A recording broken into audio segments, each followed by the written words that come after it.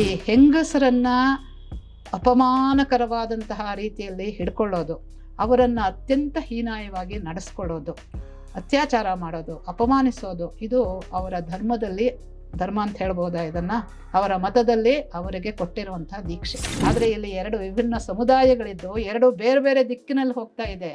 ಎರಡೂ ಒಂದೇ ಕೆಲಸ ಮಾಡ್ತಾ ಇಲ್ಲ. ಸಮಾಜ ಉದ್ಧಾರ ನಡೀತಾ ಇಲ್ಲ, ಅಲ್ಲಿ ಸಮಾಜ ವಿಭಜನೆ ನಡೀತಾ ಇದೆ, ಸಮಾಜ ವಿರೋಧಿ ಶಕ್ತಿಗಳು ಹೇಳ್ತಾ ಇದೆ.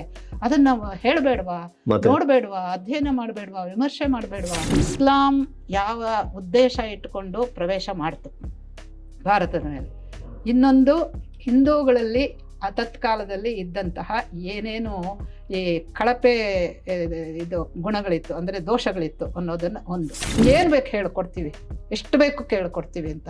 ಅದು ಎಷ್ಟು ಉತ್ಪಾದನೆ ಮಾಡ್ತಿದ್ರು ಅವ್ರಿಗೆ ಗೊತ್ತಿಲ್ಲ. ನಮ್ಮ ಸಮೃದ್ಧಿ ಅಷ್ಟಿತ್ತು, ಎಷ್ಟು ಕೊಡ್ತೀವಿ ಅಂತ. ಅದಕ್ಕೆ ಅವನು ಹೇಳ್ತಾನಂತೆ, ನಾನು ಇಲ್ಲಿ ಬಂದಿರೋದು ಬರೀ ನಿಮ್ಮ ದುಡ್ಡು ಕಾಸು ತೊಗೊಂಡು ಹೋಗೋಕ್ಕಲ್ಲ, ನಿಮ್ಮನ್ನು ಹಾಳು ಮಾಡೋದಕ್ಕೆ, ನಿಮ್ಮ ಮೂರ್ತಿ ಭಂಜನ ಮಾಡೋದಕ್ಕೆ ಅಂತ ಹೇಳಿ. ಏನಾಗಿದ್ದಿರ್ಬೇಕು ಅವ್ರ ಮನಸ್ಥಿತಿ? ಮಾನಸಿಕವಾದಂತಹ ವೇದನೆಯನ್ನು ಉಂಟು ಮಾಡಿ ಅದನ್ನು ಒಡೆದು ಅದನ್ನು ತಗೊಂಡೋಗಿ ತನ್ನ ಅರಮನೆಯ ಮೆಟ್ಟಲುಗಳಿಗೆ ಹಾಕ್ಕೋತಾರೆ. ಇದನ್ನು ನಾವು ಗಮನಿಸಬೇಕು. ಮುಸಲ್ಮಾನರು ಬಂದರು, ಹೊಡೆದ್ರು, ದುಡ್ಡು ಕಿತ್ಕೊಂಡು ಹೋದರು, ಹೆಂಗಸರನ್ನು ಅನ್ಯಾಯ ಮಾಡಿದ್ರು, ಅಪಚಾರ ಮಾಡಿದ್ರು, ನಿಮಗೆ ಮಾನಸಿಕ ವೇದನೆ ಮಾಡಿದ್ರು ಅಂತೆಲ್ಲ ನಿಮಗೆ ಆಗಲಿ, ನೀವು ಯಾವತ್ತೂ ಕೂಡ ಆ ವೇದನೆಯಿಂದ ಹೊರಗೆ ಬರಬಾರ್ದು ಅನ್ನೋಂಥ ಒಂದು ಶಾಕ್ ಟ್ರೀಟ್ಮೆಂಟ್ ನಿಮ್ಗೆ ಕೊಡಬೇಕು ಅನ್ನೋ ರೀತಿಯಲ್ಲಿ ಅದನ್ನು ತುಳಿತಾರೆ.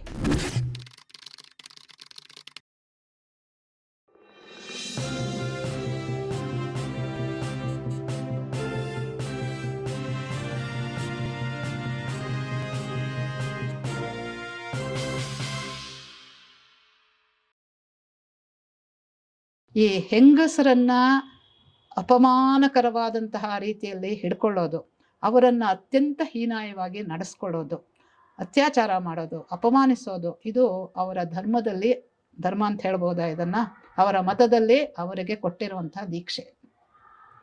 ಇದು ಸರ್ವಥಾ ನಿಷಿದ್ಧ. ಇಲ್ಲಿ ನಮ್ಮಲ್ಲಿ ಶಿವಾಜಿ ಉದಾಹರಣೆ ಇದೆಯಲ್ಲ, ಒಂದು ಹೆಂಗಸನ್ನ ಮುಟ್ಟೋದಕ್ಕೆ ಬಿಡಲಿಲ್ಲ. ಅಕಸ್ಮಾತ್ ಆಯಿತು ಅಂತ ಒಬ್ಬ ಸೈನಿಕನಿಗೆ ದೊಡ್ಡ ಶಿಕ್ಷೆ ಕಟ್ಟಿರ್ತಾನೆ, ಅವನು ಕೈಯೇ ಕತ್ತರಿಸ್ಬಿಡ್ತಾನೆ. ಶಿವಾಜಿ ಈ ಡಿಫರೆನ್ಸಸ್ ನೋಡಬೇಕು ಅಂತ. This is the way you should study.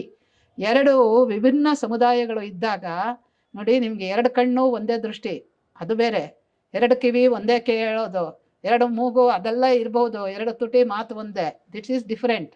ಆದರೆ ಇಲ್ಲಿ ಎರಡು ವಿಭಿನ್ನ ಸಮುದಾಯಗಳಿದ್ದು ಎರಡು ಬೇರೆ ಬೇರೆ ದಿಕ್ಕಿನಲ್ಲಿ ಹೋಗ್ತಾ ಇದೆ.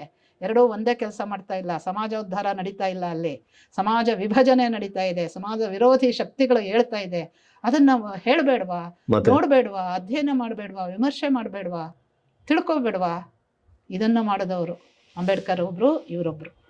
ಇವರು ಈ ವಿಚಾರಗಳನ್ನು ತುಂಬ ಸ್ಪಷ್ಟವಾಗಿ ಹೇಳಿ ಇಲ್ಲಿಂದ 10ನೇ ಶತಮಾನದವರೆಗೂ, ಮತ್ತು ಗಜ್ನಿ ಅವರೆಲ್ಲ ಬರ್ತಾರಲ್ಲ, ಅಲ್ಲಿವರೆಗೂ ಇರೋವಂತಹ ಕಾಲಮಾನ ಯಾವುದಿದೆ ಆ ಕಾಲಮಾನವನ್ನು ಕಡೆಗಣಿಸ್ಬಿಟ್ಟಿದ್ದಾರೆ. ಆದರೆ ವಿನ್ಸೆಂಟ್ ಸ್ಮಿತ್ ಅದನ್ನು ಎತ್ತಿ ಹೇಳ್ತಾನೆ. ಇಂಥ ಕಾಲದಲ್ಲಿ ಅವರು ತುಂಬ ಚೆನ್ನಾಗಿದ್ದರು ಅನ್ನೋದನ್ನು ಹೇಳ್ತಾನೆ.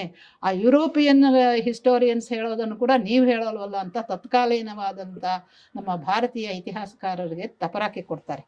ಆದ್ದರಿಂದ ಈ ಕಾಲ, ಯಾವ ರಾಜ ಬಂದ, ಯಾವ ಕಾಲದಲ್ಲಿ ಬಂದ, ಏನು ಮಾಡ್ದ ಅನ್ನೋದನ್ನೆಲ್ಲ ಆ ಪುಸ್ತಕಗಳಲ್ಲಿ ನೋಡ್ಕೊಳ್ಳಿ.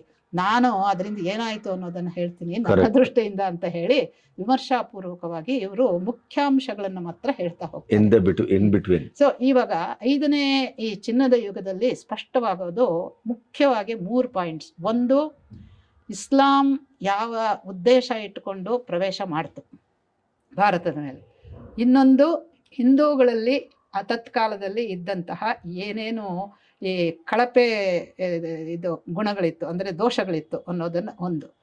ಇನ್ನೊಂದು, ಅವರನ್ನು ಯಾವ ರೀತಿ ಮಟ್ಟ ಹಾಕೋಕ್ಕೆ ಇವರು ಪ್ರಯತ್ನ ಪಟ್ಟರು, ಅದರಿಂದ ಏನೇನಾಯಿತು. ಈ 3 ಮುಖ್ಯವಾದಂತಹ ವಿಚಾರಗಳನ್ನು ಇಟ್ಕೊಂಡು ಈ 5ನೇ ಅಧ್ಯಾಯವನ್ನು ಬರೆದಿದ್ದಾರೆ. ಇಷ್ಟೊಂದು ಭಯಂಕರವಾದಂತಹ ಇದು ಬಹಳ ದೊಡ್ಡದು.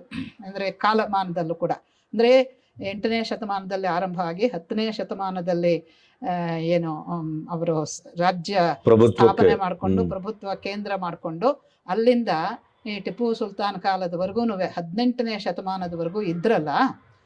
ಶಿವಾಜಿ ಆದಮೇಲೂ ಕೂಡ ಈ ಇವರೆಲ್ಲ ಮರಾಠರು ಅವ್ರ ಜೊತೆ ಹೋರಾಡಿದ್ರಲ್ಲ 18ನೇ ಶತಮಾನದವರೆಗೂ. ಸೊ ಸುಮಾರು 800 ವರ್ಷಗಳ ಕಾಲದ ಇತಿಹಾಸವನ್ನ ಅದರ ವಿಮರ್ಶೆಯನ್ನ ಮಾಡ್ತಾರೆ ಈ ಐದನೇ ಚಿನ್ನದ ಯುಗದಲ್ಲಿ. ಅದರಿಂದ ಇದು ಕಾಲಮಾನನೂ ದೊಡ್ಡದು. ಈ ಪುಸ್ತಕದ ಗಾತ್ರದಲ್ಲೂ ಕೂಡ ಮೊದಲ 4ಕ್ಕೆ 115 ಪುಟ ಆದ್ರೆ ಇದಕ್ಕೆ 300 ಪುಟ ಆಗುತ್ತೆ. ಇದಕ್ಕೆ ಇನ್ನು 300 ಪುಟ ಆಗುತ್ತೆ. ಅಂದ್ರೆ ಹೇಳಬೇಕಾಗಿರುವಂತ ವಿಚಾರಗಳಿದು. ಅದಕ್ಕೆ ಕಾರಣ ಗೊತ್ತಾಯ್ತಲ್ಲ, ಏನಂತ ಹೇಳಿದ್ರೆ ಅವರು ಬಂದಿದ್ದು ಮತೀಯವಾಗಿ ವ್ಯತ್ಯಾಸ. ಆ ಮತೀಯವಾಗಿ ಅವರು ಮಾಡಿದ್ರಿಂದ, ಏನು ಮತಾಂತರಗಳನ್ನ ಆಕ್ರಮಣ ಮಾಡಿದ್ರಿಂದ, ಮತಾಂತರ ಮಾಡಿದ್ರಿಂದ ಜನರಲ್ಲಿ ಯಾವ್ಯಾವ ಇದಾದಂಥ ಅಲ್ಲೋಲ ಕಲ್ಲೋಲಗಳಾಯಿತು. ಅವ್ರ ಮನಸ್ಥಿತಿ ಹೇಗಿತ್ತು ಅಂತ ಯೋಚನೆ ಮಾಡ್ತಾರೆ. ನೋಡಿ, ನೀವು ಏನೋ ಒಂದು ದೊಡ್ಡದಾದಂಥ ಆಘಾತ ಬರುತ್ತೆ ಅಂತ ಊಹೆ ಮಾಡಿದಾಗ ನಿಮ್ಮ ಮನಸ್ಥಿತಿ ಹೇಗಿರುತ್ತೆ, ಅದು ಬಂದಾಗ ಏನೋ ಇಲ್ಲದೆ ಬೋಲ್ಟ್ ಫ್ರಮ್ ದಿ ಬ್ಲೂ ಅಂತ ಆಗ್ಬಿಟ್ರೆ ಏನ್ ಮಾಡ್ತೀರಾ ನೀವು? ಓವರ್ನೈಟ್ ತರ ಅಂಥ ಸ್ಥಿತಿ ಆಗೋಯ್ತು ಈ ಭಾರತೀಯರಿಗೆ. ಆಗಿನ ಸನಾತನಿಗಳಿಗೆ, ಹಿಂದೂಗಳಿಗೆ ನಾವು ಏನ್ ಮಾಡ್ಬೇಕು ಅಂತ ಗೊತ್ತಿಲ್ಲದೆ ಹೆಂಗೆಂಗೋ ಹುಚ್ಚುಚ್ಚಾಗಿ ಆಡ್ಬಿಟ್ರು. ಅದರಿಂದ ತುಂಬಾ ಸಲೀಸಾಗಿ ಅವರು ಬಲವಂತದಿಂದ ಮತಾಂತರ ಮಾಡ್ಕೊಂಡ್ಬಿಟ್ರು. ಯಾಕೆಂತ ಹೇಳಿದ್ರೆ ಜೀವನ ಆದರೂ ಉಳಿಬೇಕಲ್ಲ, ಆ ದೃಷ್ಟಿಯಿಂದ ಮತಾಂತರಗಳು ತುಂಬ ಆಯಿತು. ಇದನ್ನೆಲ್ಲ ಗಮನಿಸ್ಬೇಕು ನಾವು ಅಂತ ಹೇಳ್ತಾರೆ. ಸೊ ಸುಮ್ಮನೆ ನಾವು ಇತಿಹಾಸ ಹೇಳೋದಲ್ಲ, ಇದರ ಪರಿಣಾಮಗಳು ಏನಾಯಿತು, ದುಷ್ಪರಿಣಾಮ ಏನಾಯಿತು, ಇವರು ಹೇಗೆ ರಿಯಾಕ್ಟ್ ಮಾಡಿದ್ರು. ಸೊ ಇವರಿಗೆ ಮತಾಂತರ ಅನ್ನೋ ಕಲ್ಪನೆಯೇ ಇಲ್ಲ. ಹೊಸ ಶಬ್ದ ಅದು ಅಲ್ವಾ? ಎಷ್ಟು ನೋಡಿ, ಎಷ್ಟರ ಮಟ್ಟಿಗೆ ಅಂತ ಹೇಳಿದ್ರೆ ನಮ್ಮ ಕಥೆಗಳಲ್ಲೆಲ್ಲ ಹೇಳ್ತಾರಲ್ಲ, ಈಗ ಶಂಕರಾಚಾರ್ಯರು ಅವರೆಲ್ಲ ಮಂಡನ ಮಿಶ್ರರನ್ನ ಕರ್ಕೊಂಡ್ಬರ್ತಾರಲ್ಲ, ಯಾವ ಥರದಲ್ಲಿ ಏನೋ ಅವರು ಡಿಬೇಟ್ ಮಾಡ್ತಾ ಇದ್ರು, ತಲೆ ಉಪಯೋಗಿಸ್ತಾ ಇದ್ರು. ಸೋತಿಯಾ ನೀನು ನನ್ನದಕ್ಕೆ ಬಾ, ನಾನು ಸೋಲ್ತೀನ ನಾನು ನಿನ್ನಂಗೆ ನಡೀತೀನಿ ಅಂತ. ಆ ಥರ ಅಷ್ಟೇ, ಇದೊಂದು ಇಚ್ಛೆ. ಅದನ್ನೇ ವರ್ಣ ಅಂತ ಹೇಳ್ಬೋದು. ವೃಣೋತಿ ಆರಿಸ್ಕೊಳ್ತಾ ಇದ್ರು, ಅದು ಬುದ್ಧಿಪೂರ್ವಕವಾಗಿ. ಅದು ಬಿಟ್ಟಿದ್ದೇನೆ ನೀವು ಈ ರೀತಿಯಾಗಿ ಬಲವಂತವಾಗಿ ನಾನೇ ಶ್ರೇಷ್ಠ, ನೀನು ಕನಿಷ್ಠ, ನೀನು ಕಾಫಿರ, ನೀನು ಕೀಳು ಅಂತ ಹೇಳಿ ಬಲವಂತವಾಗಿ ನಿನ್ನನ್ನು, ಅದು ಏನು ಯಾವ ರೀತಿ ಅವ್ರು ಮಾಡ್ತಾರೆ ಅಂತ ಗೊತ್ತಲ್ಲ, ಅವ್ರು ಮಾಡೋ ಅಂಥ ಮುಂಜಿ. ಇದೆಲ್ಲ ತುಂಬ ದೈಹಿಕವಾಗಿಯೂ ಕೂಡ ಒಂದು ಆಘಾತ ಅವ್ರಿಗೆ. ಇದು ಕಂಡೇ ಇರಲಿಲ್ಲ. ಸೊ ಇದಕ್ಕೆ ಅಡ್ಜಸ್ಟ್ ಮಾಡ್ಕೊಳ್ಳೋದಕ್ಕೆ ಎಷ್ಟೋ ದಿವಸ ಬೇಕಾಗುತ್ತಲ್ಲ. ಹೌದಪ್ಪ, ನಾವು ಎಷ್ಟೇ ಚೆನ್ನಾಗಿ ಕಟ್ಕೊಂಡಿದ್ರು ಕೂಡ, ನಮ್ಮ ಹಳೆಯದು ಕೆಟ್ಟದಾಗಿದ್ರು ಕೂಡ ಹೊಸ ಮನೆಗೆ ಹೋದ್ರೆ ಸ್ವಲ್ಪ ದಿವಸ ಬೇಕಾಗುತ್ತೆ. ಮತ್ತೆ ಹಳೆ ಮನೆ ನೆನಪಾಗ್ತದೆ ಅಲ್ವಾ? ಇಲ್ಲ ಅನುಕೂಲಗಳು ಹೆಚ್ಚಿರಬಹುದು, ಆದರೂ ಕೂಡ ಆ ಅನುಕೂಲಗಳನ್ನು ಬಳಸ್ಕೊಳ್ಳೋದಕ್ಕೂ ನಮಗೆ ಒಂದು ಸ್ವಲ್ಪ ಸಮಯ ಬೇಕಾಗುತ್ತೆ. ಅಂದರೆ ಆ ಸಮಯ ಅನ್ನೋದು ನಮ್ಮ ಮೇಲೆ ತುಂಬ ದೊಡ್ಡ ಪರಿಣಾಮ ಮಾಡಿರುತ್ತೆ. ಹಿಂದಿನ ಪದ್ಧತಿಗಳು, ರೂಢಿಗಳು, ಅದೆಲ್ಲ ಒಂದು ಇಡೀ ಸಮಾಜದಲ್ಲಿ ಈ ರೀತಿಯಾಗಿ ವರ್ಣಗಳು, ಜಾತಿಗಳು ಅಂತ ಇಟ್ಕೊಂಡು ಇವ್ರದ್ದು ಏನೇನೋ ಮಾಡಿಟ್ಕೊಂಡು ಹೀಗಿರೋವಾಗ ಇದ್ದಕ್ಕಿದ್ದಂಗೆ ಇದೊಂದು ಭೂತ ಬಂದ್ರೆ ಅದನ್ನ ಹೇಗೆ ನೋಡ್ಬೇಕು? ಅಲ್ಲೇ ಮೂರ್ತಿ ಪೂಜೆಯ ಒಂದು ಸ್ಥಿತಿಯಿಂದ ಅಮೂರ್ತವಾದಂತ ಒಂದು ಸ್ಥಿತಿ ಹೋಗೋದಿದೆಯಲ್ಲ, ಅದು ಬಹಳ ಹೋಗೋದಲ್ಲ, ಎಳ್ಕೊಂಡು ಹೋಗೋದು, ಬಲಾತ್ಕಾರ.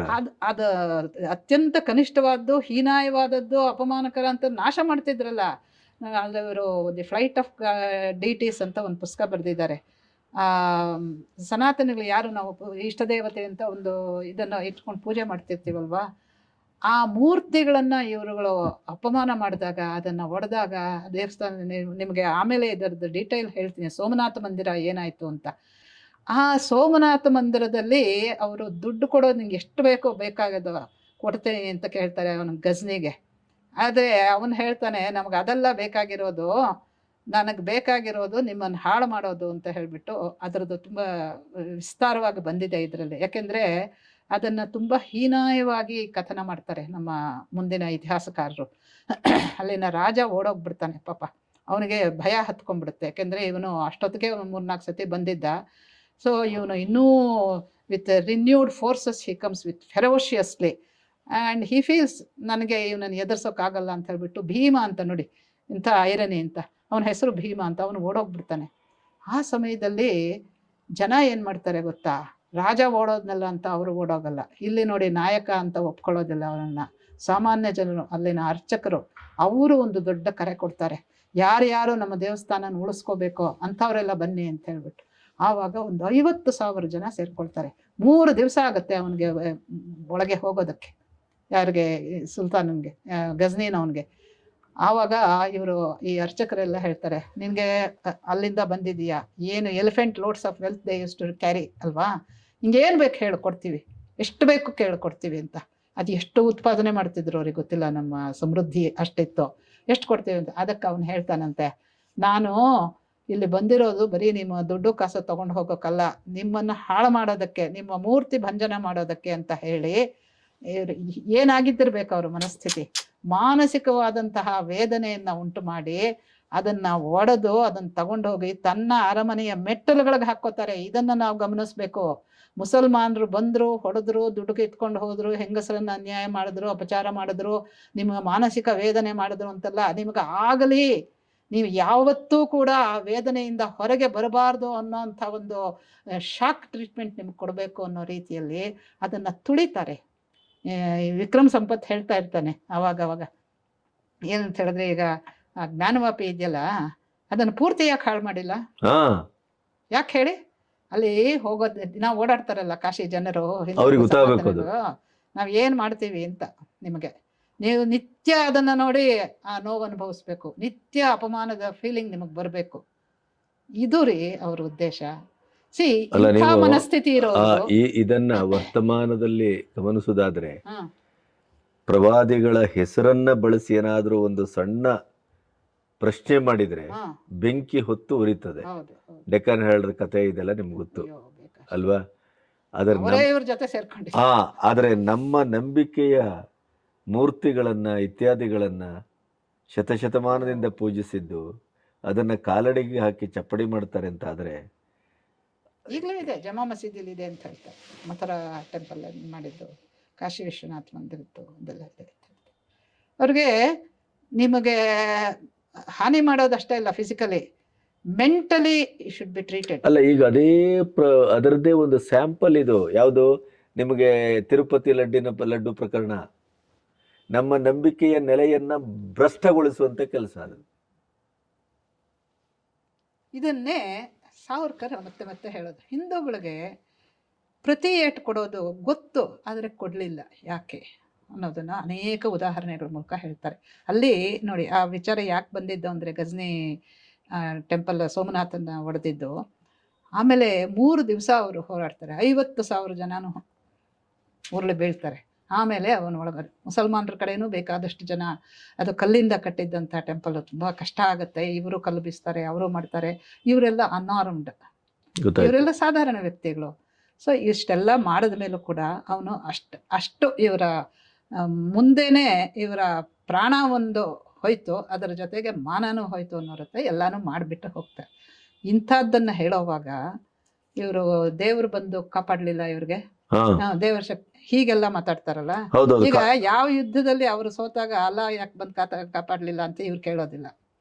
ನಮ್ಮ ಹಿಸ್ಟೋರಿಯನ್ಸ್ಗೆ ಕೇಳ್ತಾ ಇದ್ದಾರೆ ಸಾವರ್ಕರ್, ಇಂಥ ನೆರೆಟಿವ್ಸ್ ಸೃಷ್ಟಿ ಮಾಡ್ತಾರಲ್ಲ ಇವರು, ಇದು ಎಷ್ಟು ಅಸಂಬದ್ಧವಾಗಿರುತ್ತೆ, ಅಬದ್ಧವಾಗಿರುತ್ತೆ ಅಂತ ಹೇಳಿದ್ರೆ, ಅವರು ನಿಮ್ಮನ್ನು ಅವಮಾನಿಸಿದ್ರು, ನೋವು ಉಂಟು ಮಾಡಿದ್ರು ಅಂದರೆ ನೀವು ಅದೇ ಮಾಡ್ತಿರಲ್ರಿ, ಸರಿಯಾದ್ದನ್ನು ಹೇಳಿ ಅಂತ.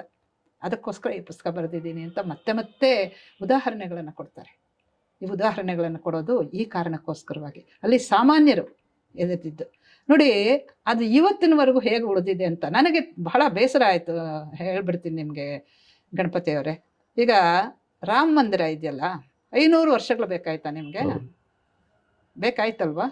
ಎಷ್ಟು ಜನ ಸತ್ತಿದ್ದು ಒಂದು ಅಂದಾಜು ಮಾಡಿದ್ದಾರೆ, ಒಂದು 3 ಲಕ್ಷ ಜನ 500 ವರ್ಷಗಳಲ್ಲಿ ಎಷ್ಟು ಜನ ಪ್ರಾಣ 520 ವರ್ಷ ಆಯ್ತಾ?